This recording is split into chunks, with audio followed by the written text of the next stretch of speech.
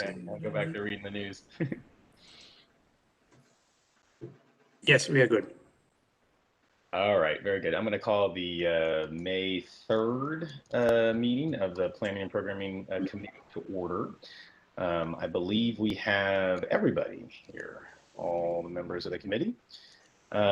So let's go ahead and begin with the resolution. We have a resolution that certifies our need to meet electronically. Is there a motion to approve that resolution? Second. I believe that was a motion by Chair Wheeler. Is that right? Seconded by Mayor Rochelle. Any further discussion on approving the resolution? Hearing none. All those in favor, please signify by saying aye. Aye. Aye. Aye. Aye. The ayes have it. The resolution is approved. That brings us to, oops, sorry, I lost my agenda here. That brings us to the summary notes from the March 25th meeting. Is there a motion to approve the summary notes? So move to approve. Motion by Mayor Rochelle, seconded by Chair Wheeler. Any further discussion? Hearing none. All those in favor, please signify by saying aye. Aye. Aye. Nay. Aye. Ayes have it. So the meeting summary is approved, and that brings us now to the Transportation Technology Strategic Plan and Action Plan, which is something we have been talking about for a little while. We'll now be considering the 8 strategies. I'm going to turn it over to Mr. Jasper, who's going to put us on the presentation, and then we can start some discussion around the strategies. Great, thanks very much, Chair Wilson. Members of the committee, good evening. I heard you loud and clear that you want to wrap up before 6, so I will do my best to get us there. Sheree, next slide, please. This evening we are asking for action by the committee on the Transportation Technology Strategic Plan. But before we get to that, we just want to quickly recap on a couple of things. A lot of this you've seen before, so we don't need to dwell on it. But why did we develop the TTSP? What is it? What are its expected benefits? How does it fit with MBTA's primary responsibilities of transportation planning and programming? How will we use the TTSP? What are the possible outcomes? And when will we update the plans? And then we'll get to recommendations. Next slide, please.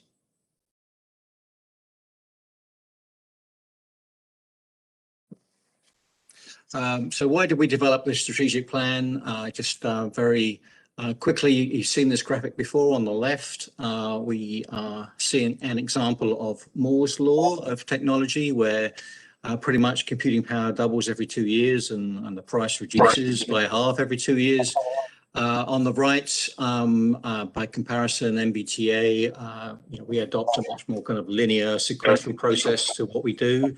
And so when you look back 14 years at what Apple has accomplished with the iPhone and consider what they might accomplish over the next 14 years through to 2035, we have to ask ourselves the same, where will MBTA be? Where do we think it should be with respect to preparing the region for transportation technology? So that's what is driving this effort. Next slide, please. So what is it? Essentially, think of it as a proactive tool, a tool that enables us to have a proactive approach to preparing for the adoption of transportation technology. This may be technology that through your funding process, the authority chooses to invest in, but equally as likely, perhaps more so, it will involve technologies that the authority will not necessarily be looking to buy, but we'll need to be proactive in how we want to see those technologies deployed in the region. So the TTSP will provide us with a rational, consistent approach to identify how the transportation technologies will support your vision for the region. Includes 8 strategies, and we've not changed these since we last met. And up to 9 MBTA roles for each strategy. And that's an important point here, is it's not really an academic exercise we're talking about. We're trying to understand what MBTA's role should be and plan for that, and to the extent that it transfers to the rest of the region to act on behalf of the region where appropriate. Also, a very important point, it's a living document. We're not asking you to approve the document itself. We need the flexibility to update that as we move forward, and I'll come back to that in a while. And most importantly, there's an action plan associated with the TTSP that kind of carries our big picture view of where we think we need to go, but a pathway by which we can take some initial steps. We've never done anything quite like this before, so we want to start, but we want to start cautiously and then build momentum as we move forward. Next slide, please. So on the left of this table, you see the 8 strategies, and on the right, just to help kind of clarify a little bit more deeply beyond the actual title of the strategy, what the intent of each of these 8 strategies is. So I won't spend any time on this, although I'm happy to come back to it to discuss any questions that you have. Next slide, please, Sri. So in terms of expected benefits, what are we hoping to get out of this? Well, we really want to look to leverage transportation technologies that support your vision for the region as going to be embodied within transaction and approved by the authority back in December of last year. And this committee certainly helped us get to that point. So, looking to embrace certain technologies maybe and others where there might be some concern to come up with some sort of mitigation approach to make sure that transportation technologies do not work against your vision, but in favor of your vision. This will help support data-driven decision-making by the authority with respect to transaction and potentially project selection down the road. It will enable a consistent approach to your investments in transportation technology, which will in turn leverage synergies and maximize return on investment. Obviously, from a traveler's point of view, from a Northern Virginian's point of view, it's important that we do everything we can to enhance multimodal travel choices, and we believe that there's a role that the TTSP can play in that regard.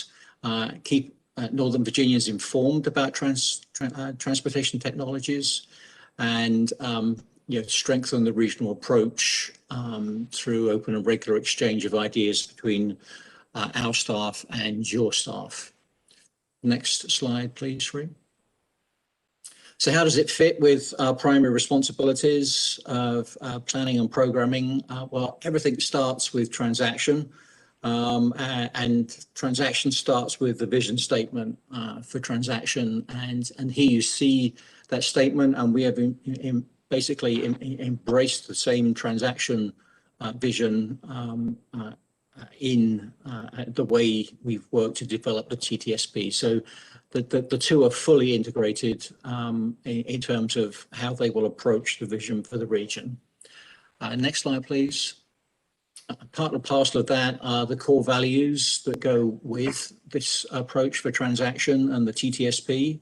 Equity, sustainability, and safety. We've called these out pretty proactively over quite a few months now. We're still working out the details of how we actually do it, but it's very uppermost in our minds that when we talk about these core values, we aren't just talking about projects or performance measures. We're talking about the entire process that we adopt towards developing a transaction, and that will obviously influence the 6-year program in due course. Next slide, please. So how will we use the TTSP? We're going to give you just a quick example of one of the ways in which the TTSP will help us decide how to react to different transportation technologies. This is just an example of the, really we want you to focus on the approach more than the ratings. The ratings are really just illustrative for now. We'll have more detail on this in the months ahead, subject to your action tonight and authority action in May. So if I may, I'd like to hand over to Ms. Love to talk us through these examples of how the TTSP will be applied to electric autonomous transit shuttles and and personal electronic autonomous automobiles. And we picked these two examples because they use similar technology, but the outcomes could be very different. And the approach that Ms. Love's going to walk you through now kind of gets into those details. So I'll hand over to Mackenzie at this point. Hello, everyone. Thank you, Keith, for that introduction. As Keith mentioned, I'll walk you through two examples, starting with the electric autonomous transit shuttle. This is great because there's a real world example in the region. You'll see there the relay shuttle on the right. Again, these are illustrative, and so you can see that we've made a few assumptions on the left there, just so that everyone can be in the same frame of mind as we walk through these examples. One of the assumptions we've made here is that the pilot has already been successful and that it's deemed to be a good return on investment for our members and other entities in the region. As we move forward in this example, we'll get a little bit more detailed and we'll apply these color-coded ratings you see at the bottom of your screen, starting with red on the right there, which means that the TTSP might recommend intervention is needed. And that's not to say that we would resist or oppose the introduction of this technology to the region in any way. It's just that there might be some additional work needed to maximize those benefits and also minimize any negatives as the technology addresses the vision for the region. In the center there's the yellow rating, which would indicate the TTSP recommends proceeding with caution, again, balancing potential benefits and drawbacks. And finally, there's green, which would be a recommendation to embrace the technology. I do want to mention that does not mean there would be no actions recommended, just that we anticipate that the balance of the potential impacts of the technology will be positive. And you'll see how those are applied on the next slide. Sri, if you could take us one slide forward, please. Great. We'll go a little bit deeper into the electric and autonomous shuttles. First, we hold up the technology to the vision statement, and you'll see here we've given it a rating of green, indicating that the vision statement, the TTSP would recommend embracing this technology. And next, we look at it being the electric and autonomous shuttles through the lens of each of our three core values, which are equity, sustainability, and safety. And you'll see in the first column there's a brief description of what this technology could mean for each core value. For example, in equity, we think that the shuttles could provide a first and last mile connection, reduce congestion, and perhaps improve access to transit as well. So they get a green rating for that equity value. In the next column to the right, you'll see a few actions that are recommended, such as develop white papers and conduct public education and outreach to help the population accept and understand the potential benefits of this technology so that we can maximize the good here. Next, we look at each of the 8 strategies that are included in the TTSP and determine which are applicable to this particular technology. And you'll see here 7 of the 8 are relevant to the shuttles. And in the right-hand column there, we have a list of actions. And those are consolidated across all of the relevant strategies because we wanted to give you a synergistic view of the types of actions the TTSP might recommend when this type of technology enters the region. Sri, if you could take us to the next slide, I'll walk you through the next example as well so you can get that comparison, and then I'll pause to see if you have any questions. The second example we wanted to talk about is electric and autonomous personal vehicles. And in this example, we'll assume that they are level 5, meaning of autonomy, meaning that they could operate without human intervention in any and all conditions. And again, we'll use those same color-coded ratings, and you'll see them as we dive a little bit deeper on the next slide. So Sri, if you could go ahead and take us there, please. Great. So again, we hold up this technology, the personal electric and autonomous vehicle, to the vision statement, and it receives a rating of yellow. And you'll see part of the reason for that as we walk through looking at this technology through the lens of our core values. Again, you'll see here the ratings in the color scales from red to green on the left columns there, and you'll see your first red rating for equity. Some examples of why that rating was derived are in the description there. And one thing I'll pull out is when these personal vehicles start to enter the market, they're likely to be expensive and maybe cost prohibitive for lower income individuals. And so that could result in inequitable distribution. However, I want to highlight again that a red rating does not mean that there aren't benefits or that we should not integrate this technology, because you'll see under the sustainability rating that there might be potential reduced tailpipe emissions or reductions in congestion, and those might also have positive benefits in regards to equity. So the actions in your right-hand column there are mapped back to each of the core values. And some examples include developing white papers to analyze how we could best maximize those benefits and balance with any particular drawbacks so that we adopt the technology in a way that's consistent with your vision statement for the region. Finally, at the bottom, we again look through the 8 strategies in the TTSP and determine which are most applicable to the personal, electric, and autonomous vehicles. And then on the right, recommend a series of consolidated sub-actions across all 8 strategies, which might include things like advocating for the Commonwealth to develop policies that support the creation of an electric vehicle charging infrastructure, or perhaps increasing consideration of electric vehicles and autonomous vehicles in transaction in the 6-year program project selection process. With that, I know that was a brief overview, so I want to pause and see if you have any questions about these examples and most importantly, how we've applied this tool in evaluating them in this illustrative context. Mayor Rochelle.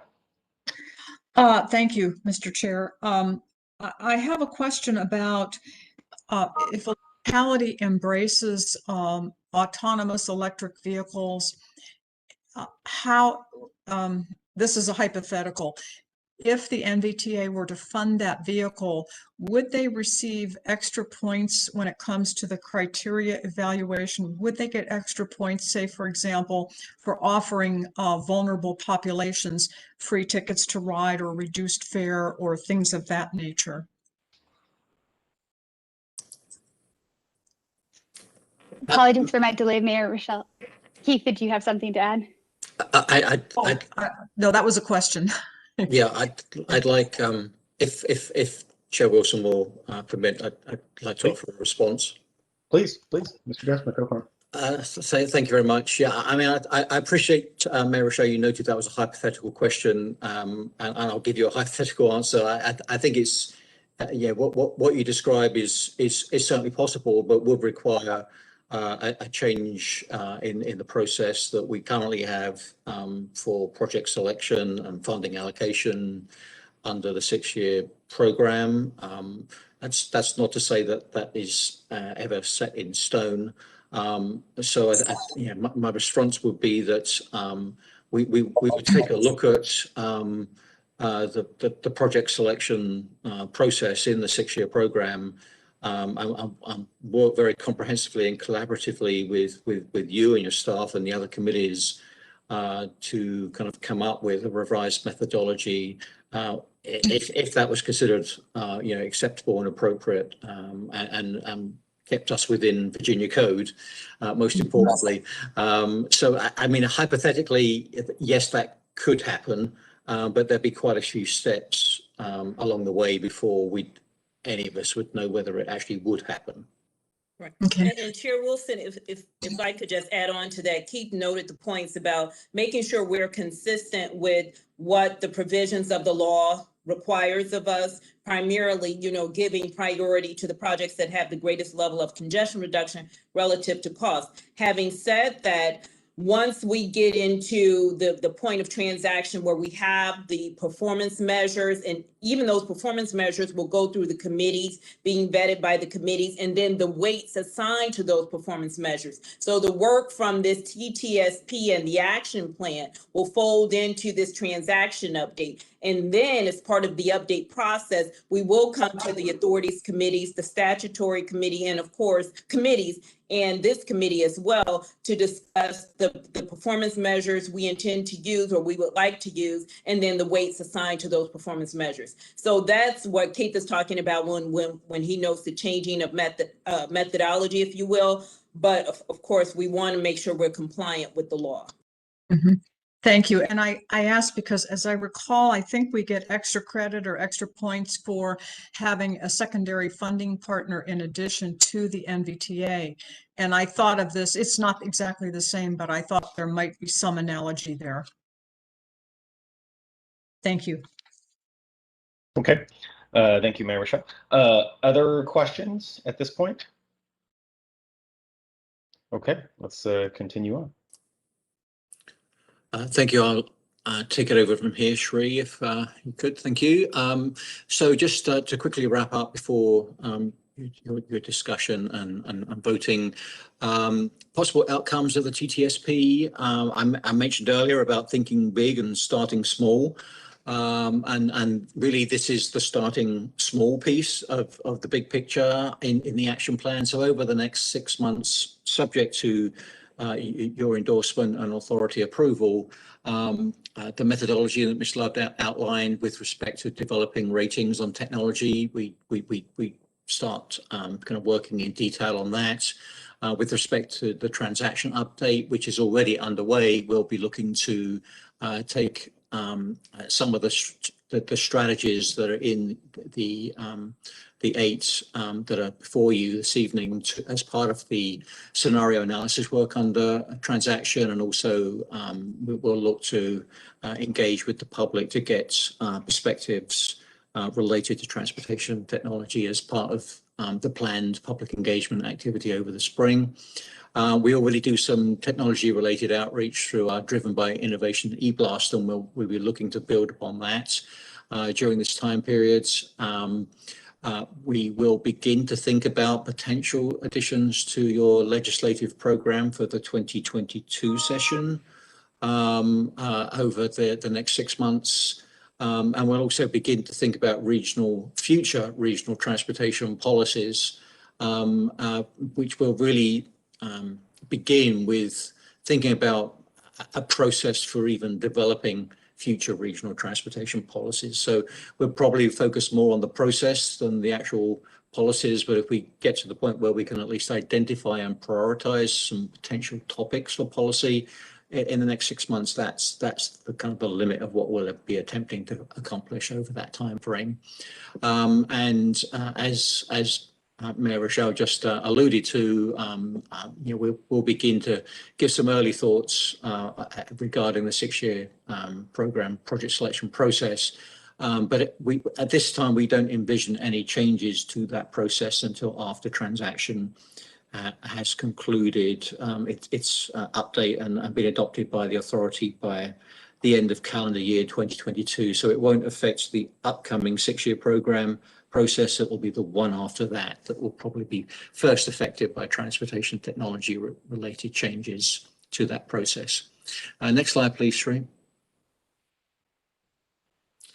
So in terms of updating the TTSP, I've already mentioned it's a living document, but we are looking at 2 main types of update to the TTSP as we move forward. Routine updates will occur continuously since the TTSP is a living document. So as technologies begin to solidify and evolve, and perhaps as legislative changes occur, perhaps with the federal government, and obviously within the Commonwealth, then the TTSP will be updated to reflect those changes. We consider those to be routine, and we'll report them back, but we don't see any need for any particular action. However, significant updates will be undertaken in conjunction with this and other committees and the authority if necessary.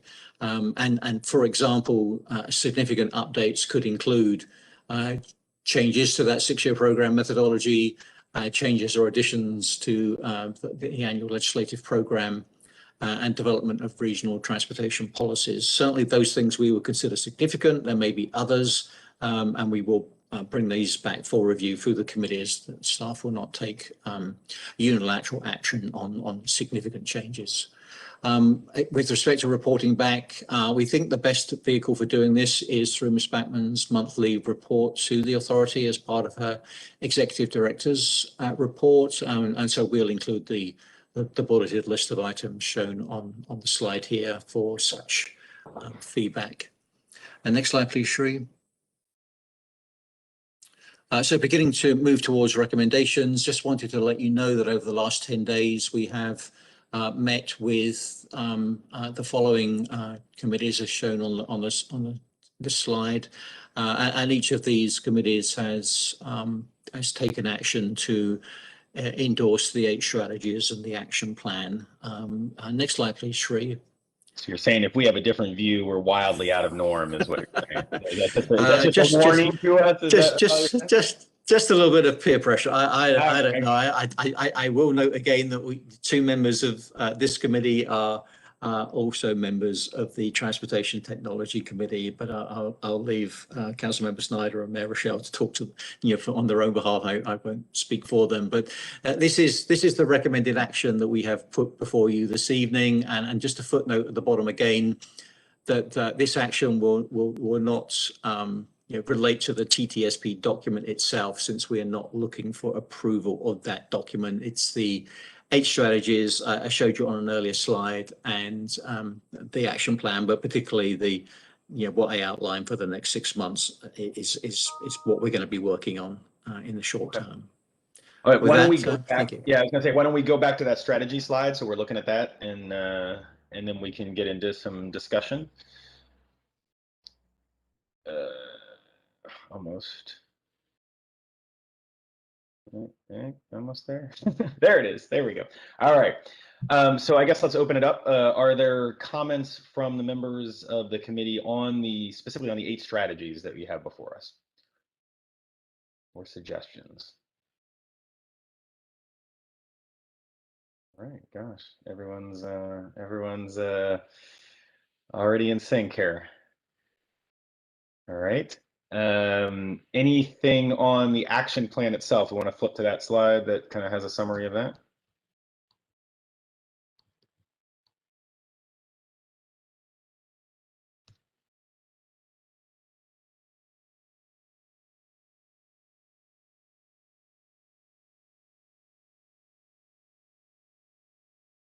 All right. Here's a summary of the action plan for the next 6 months. Mayor Rochelle, is that a hand I see, or no? Okay, no, you were just sorry. Just gotcha. You got it. Like you were bidding on something. All right, Councilmember Snyder. Sure, thanks.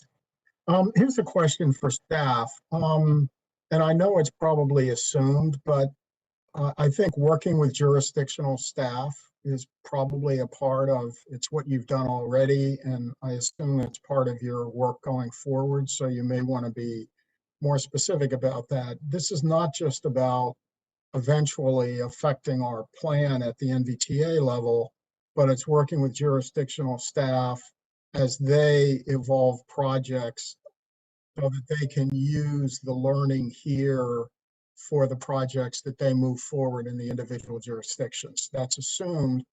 In other words, there are multiple purposes, but one of them is that we work at the origination stage, again, supportive, informative, not in any way declaring, if you will. And then the other question that comes to mind is, why are we waiting till the next 6-year plan if the one we're working on now isn't going to be approved until 2022? Is there anything else that we can say? Again, this may evolve over time, but is there something about this that may help inform that? Or so I know those questions may be foremost on people's minds. Hey, well, how about jurisdictional staffs? What involvement have they had? And how do you see this plan being used by them to support their efforts? Again, not supplant, but support their efforts. And number 2, why are we waiting till the next 6-year plan?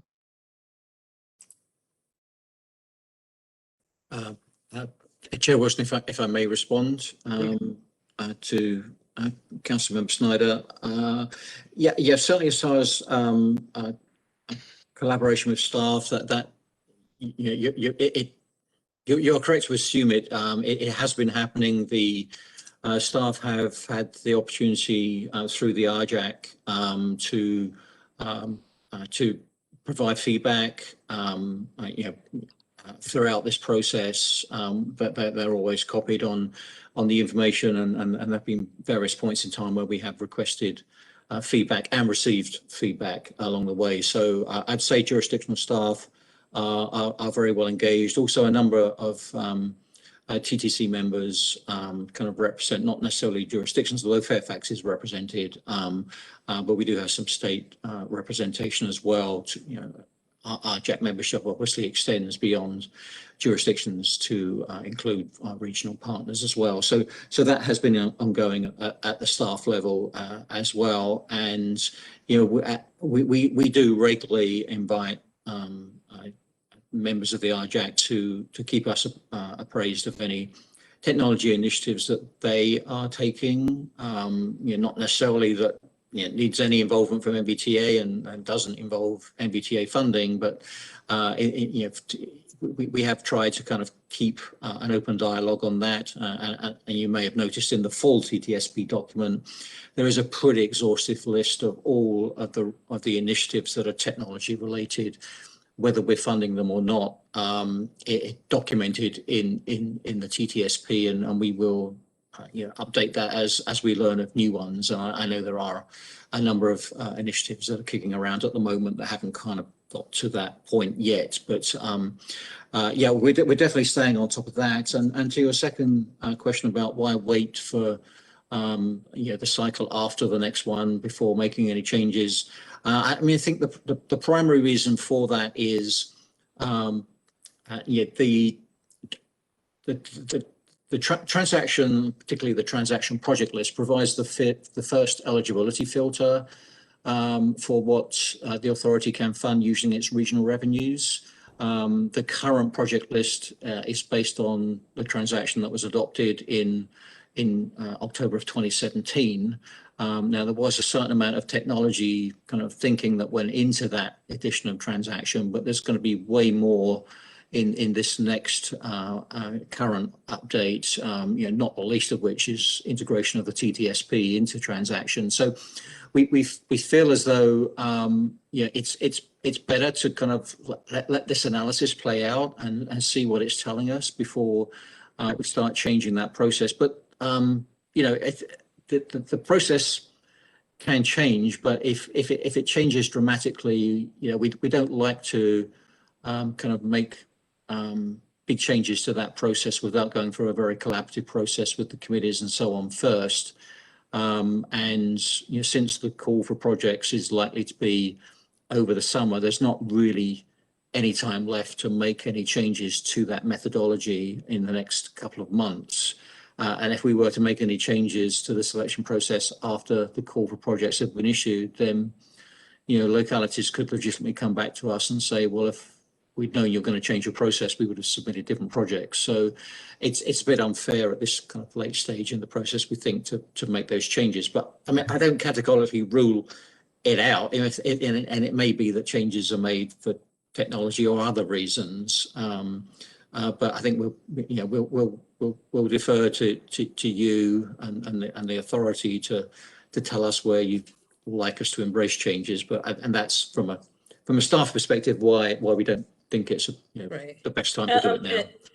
And Mr. Chair, if I could, just to summarize what Keith has noted, it gives us a more holistic opportunity if we can incorporate the TTSP and action plan as part of this transaction update, because the law requires that projects you fund are in the long range transportation plan. We want to have a holistic analysis of the TTSP and rolling it into the transaction update. Now, having said that, there are technology projects in the current transaction plan, and we have funded some of those initiatives of City of Alexandria and electric buses and the infrastructure that goes along with that. But in order to have a more holistic process, do the analytics and include the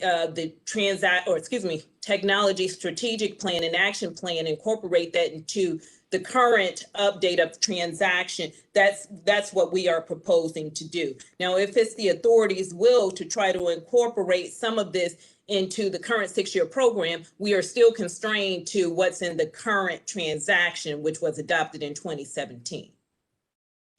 I guess, Mr. Chair, if I might just follow up, Absolutely. at least sort of a soft use of this. Do you see where I'm going with that? That is, that it should get out there and help inform the current 6-year process. I think it's too late to like change criteria and all the rest of that. But it seems to me that a lot of work is done on this. If the authority approves it, we ought to at least make it available and sort of, I hate to use this phrase, but I will, test drive it, if you will, and use it as an information source at the very least with this 6-year plan. Anyway, just my thinking, Mr. Chair, it's not, a go or no go in my view, but it just, it seems like with so much work into this, let's see if it can be of some more rapid value, and it would be in that sense rather than any kind of mandatory restructuring of the criteria, which would be controversial, and we don't need controversy at this point, but it may inform and it may make the 6-year plan project better.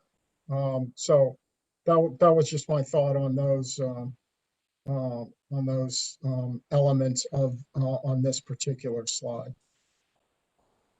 And thank you for that, Mr. Snyder. And I will note, because I'm in the process of reviewing it, we have a whole communications plan regarding the technology actions, strategies and goals, if you will, in the action plan. So we are working on that as well to get the messaging out, because as you know, serving on the Transportation Technology Committee, we are clear in that the authority cannot implement everything, but we want some of our regional partners to take on a lot of these initiatives as well, so we can work in tandem.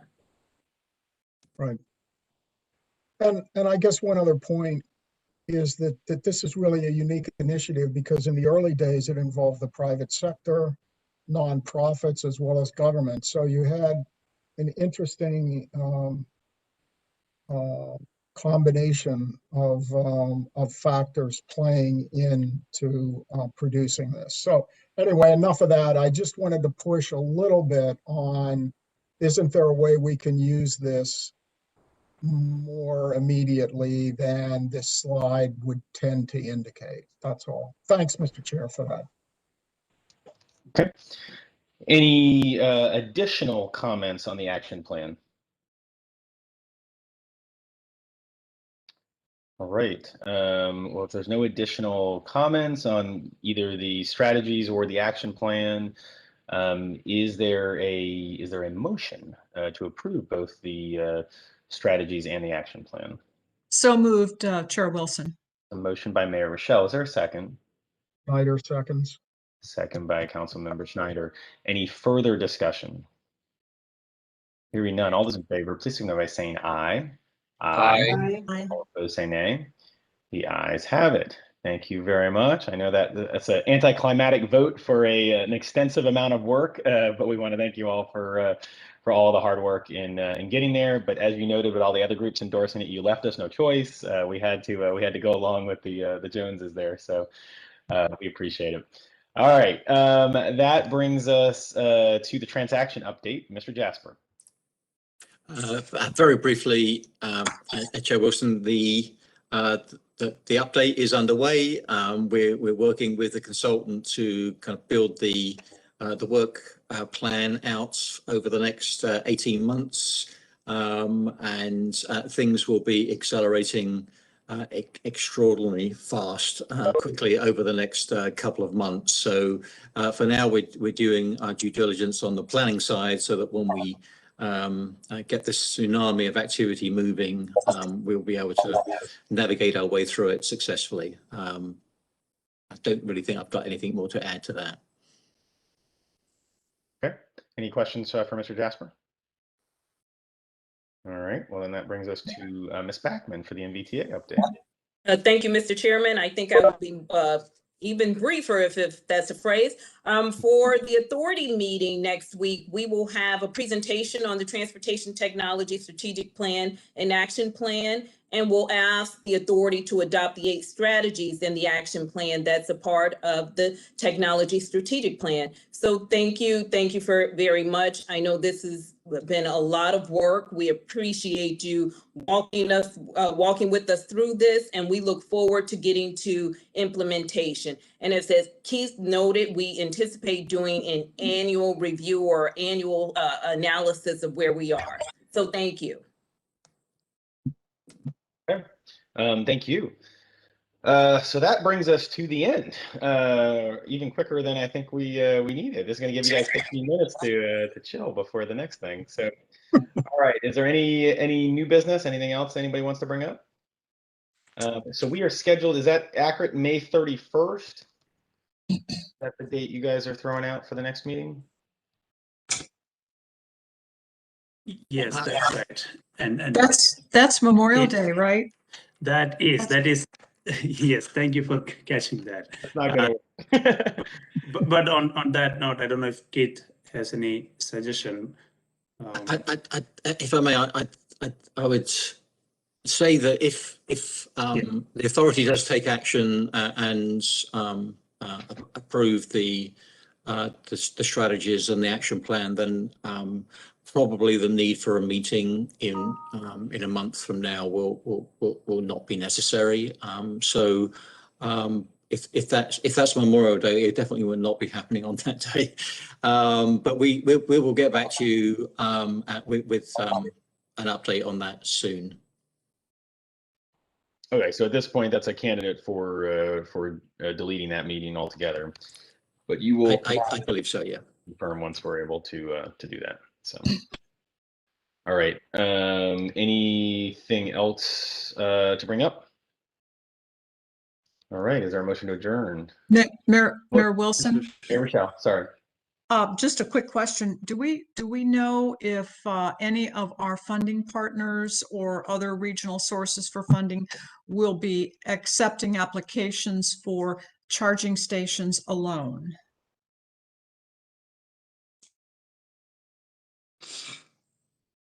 That is a great question, Mayor Rischel. I am unsure. Actually, I have a call scheduled with Kathy McGee, who's, I guess, my co-project manager for the Regional Multimodal Mobility Program. Even though I don't think we're doing it under that initiative, we were scheduled to talk about some funding sources that may be flagged to do just that. I know on our end, we wanted to take a look at any infrastructure or where there are gaps, if you will, in the region regarding charging stations. I know that's something that was discussed with the Commonwealth at their, I want to say, March CTB meeting. So I'm following up with Kathy on that initiative and see if there are any funding sources available that I can report back and report out. Oh, thank you. That would be, if we could possibly hear about that maybe at the next meeting or whatever. And the reason I'm asking is because the smaller localities may not get into the congestion relieving vehicles and buses and things of that nature that are electric, but the smaller localities would be purchasing electric vehicles and would therefore need the charging stations for that. Yes, So absolutely. that's right. Yeah, thank you. Okay. Is there a motion to adjourn? So moved. Second. By Mayor Rochelle, seconded by Chair Wheeler. Any further discussion? Hearing none. All those in favor, please say aye. Aye. Say nay. Have a great evening, everyone. And You we will too. sometime Take care. see y'all. Thanks. Stay well. Yep.